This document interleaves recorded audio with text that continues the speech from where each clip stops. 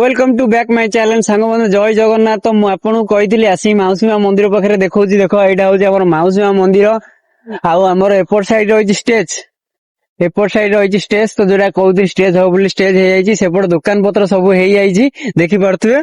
तो एपटू आमर आसो रथ एपटू आसो रथ तो मौसी माँ मंदिर पाखे देख भाई एबे वर्षा होची दुकान फुकान किसी खोला है किसी पोस्टर फोस्टर भी नथिला एबे पोस्टर फोस्टर भी लगा है।